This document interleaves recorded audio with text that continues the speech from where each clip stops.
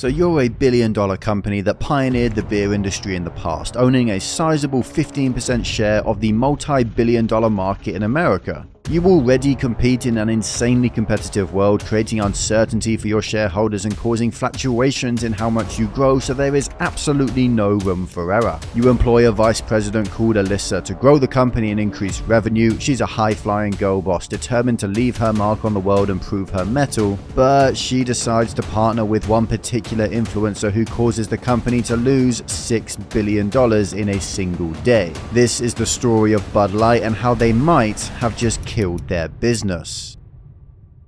Bud Light's marketing director has said the brand is in decline and needs to evolve and be more inclusive. Bud Light's parent company Anheuser-Busch is facing massive losses after its controversial partnership with transgender activist and influencer Dylan Mulvaney. That its stock price, I guess, has gone down between $6 and $8 billion. Now, I want to quickly clarify that Bud Light and Budweiser are not the same brand, but they are owned by the same company. As the name suggests, Bud Light is a watered-down, lighter version of the original Budweiser. In fact, this comment sums it up perfectly. If you want to get more beer for your money, buy Budweiser, open a can, take a big drink, then fill the can with water. You now have a full Bud Light. But the two drinks essentially have their own brands and operate in their own right, with Bud Light being the best-selling beer in the entirety of the US in 2020. But according to Alyssa Heinerschaud, this new daring vice president of marketing at Bud Light, the brand was declining and needed to target broader markets such as more women. Being stuck with frat bros and old white men was apparently bad for business, so she came up with a cunning plan. She decides to approve a marketing campaign with an influencer known as Dylan Mulvaney. Now for this video, we're going to use the pronouns this person wants, because if we don't, we'll be banned from YouTube, but that's a story for another day. So Dylan, or they, are a trans influencer who make content on TikTok about gender transitioning. A biological male, Dylan now dresses, behaves, and most importantly, puts out videos online about being a woman.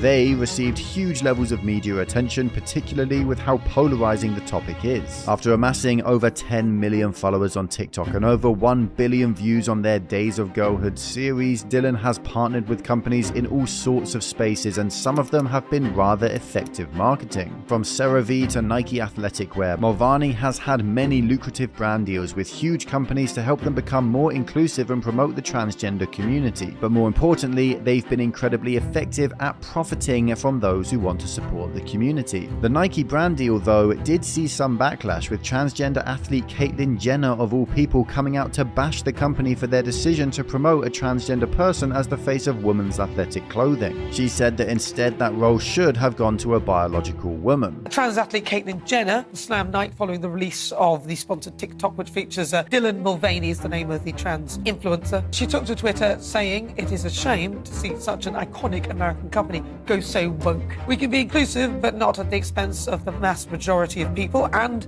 have some decency whilst being inclusive. This is an outrage." But it seems no matter the extent of backlash, Dylan will continue these brand deals as they have turned out to be very lucrative. In fact, this just might be the best way to possibly make money online in 2023, as the Daily Mail has spoken to business insiders who claim that Dylan nets at least $100,000 a month from brand deals alone, and that they will easily net $1 million by the end of the year. And personally, as someone who runs and owns other YouTube channels and is well aware of the rates charged by influencers, these numbers are actually conservative to say the least. This sponsored ad that Dylan ran just a few days ago received 2.5 million views, and with a conservative CPM of $30, that means they pocketed $75,000 from this single ad alone. So it is safe to say Dylan will easily be pulling in millions from all these brand deals. Now, Nike and many other brands were lucky to not have been entirely cancelled and taken to the gallows, but Bud Light seemed to just tick the scales a little too far, and what they got was a short drop and a sudden stop. The best person to listen to here is the woman who caused this multi-billion-dollar crash in the first place. You know, I'm a businesswoman. I had a really clear job to do when I took over Bud Light. This brand is in decline. It's been in decline for a really long time. And if we do not attract young drinkers to come and drink this brand, there will be no future for Bud Light. So Alyssa, the first female to lead such a huge brand in the beer industry, decides to target other parts of the market focusing on women. For some reason, that means partnering up with Dylan Mulvaney, someone who spent the vast majority of their life as a man. So it's April the 1st. Dylan Mulvaney receives a can from Bud Light with their face plastered all over it. Mulvaney takes to Instagram to share a video stating Bud Light sent them the can to celebrate their 1-year anniversary publicly identifying as transgender, and also announced a March Madness contest with the chance to win $15,000. Overnight, this racked up a ton of media attention, and people took to Twitter, Instagram, and TikTok to give their oh so valuable take on the situation. There was a mass divide, with people leaning to the left supporting Dylan and people leaning to the right calling out Bud Light and even beginning to boycott the company. This was probably expected to at least some degree though, as there's always a divide when influencers like Dylan get these deals, but this time it went so much further than that. Just 2 days after the video was posted, musician Kid Rock posts a video shooting cans of Bud Light and the parent company, specifically mentioning their decision to partner with Dylan. Not long after this, Dylan partners with Nike modeling a sports bra and leggings, which also received backlash. Nike, of course, as many companies attempting to be woke do, tried to make a post unrelated to the Mulvaney drama, urging followers to be kind and inclusive, and stated they would delete any comments they deemed as hate speech or bullying. Approaching the middle of the month, the CEO of Bud Light's parent company released a statement on Instagram stating the company never intended to be part of a discussion that divides people. They want to instead bring great beers to consumers across the nation. Without explicitly naming Dylan, it seems that the CEO is siding with what the consumer base thinks of the situation, but they aren't going so far as to actually apologize for the advert. Now, regardless of what you think of Mulvaney or the transgender community, a company has really just one purpose: to make a profit, to maximize value for the shareholder, and that usually requires the embodiment of what their loyal customer believes in, and going against that to pursue another market at the end of the day is simply a flawed business approach. And this situation has proven this statement, with a bar in St. Louis where the parent company is headquartered saw a catastrophic decrease in sales, with sales of Anheuser-Busch bottled products dropping 30% over the last week. The bar owner said, in Bud Light's effort to be inclusive, they excluded almost everybody else, including their traditional audience. Another bar in New York, known for its large gay community, reported Bud Light draft sales were down 58% and bottle sales were down a depressing 70%. And these are just the communities that are not particularly conservative. So what's going on in a place like Texas? Well, one Texas bar with a Bud Light sponsored darts league normally sells 3 kegs of beer or nearly 500 bottles during the weekly event, but they claim to have sold just 4 bottles this week, a drop of 99%. But not only has this pioneer of transgender rights and inclusivity caused sales to decrease across America, Alyssa also managed to cause billions of dollars in share value to be wiped from existence. The parent company saw an initial decline of around $6 billion of value since the partnership, and this has since spiraled into double-digit billions being wiped from the previous uptick in value that Anheuser had seen. Before this controversy, the company was valued at over $132 billion, but at the time of me making this video, it sits at $113 billion. That represents a nearly $20 billion loss over the span of less than a month, not exactly something shareholders will be willing to ignore. Since this all went down, an unnamed source told the Daily Wire that no one at a senior level was aware this was happening. Marketing executives at Bud's parent company have since allegedly paused any more campaigns so they can implement a more robust vetting process for future projects.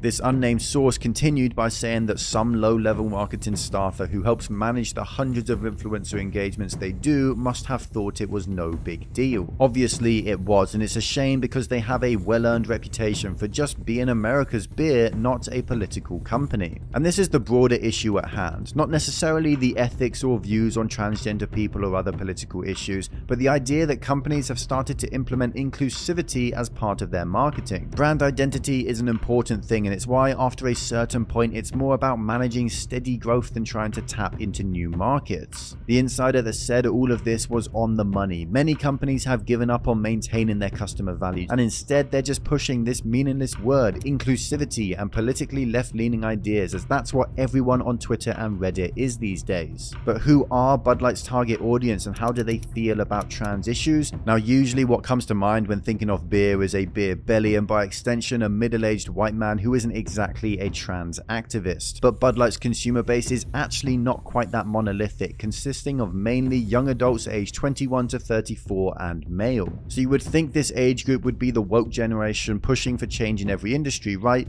Well, clearly the men in this range don't care for any of this political pandering. They just want to enjoy their beer without a narrative being pushed down their throats or a biological man forced into their bathtubs. But then there are the more right-leaning conservatives who have opinions that actively oppose these trans lobbyists, and naturally they have boycotted the brand after seeing a trans person actively embody it. But regardless of what side of the spectrum people belong to, Bud Light drinkers are all opposing the destruction of a brand they've enjoyed for years, a brand that is now run by Alyssa, who wants to destroy the fratty nature of Bud Light. Even if they are exposed to marketing, they'd prefer it to be quirky, sarcastic and funny rather than being woke and inclusive just for the sake of it. And Bud Light are now in a lose-lose situation because they either double down on Dylan Mulvaney and actively support them but polarize most of their established consumer base, or they backtrack and apologize for partnering with Dylan to save their current customers, but then the woke mob and woke media will come to set ablaze anything and everything Bud Light related. Now, Bud Light's story is practically identical to Hershey's, who almost went broke going woke.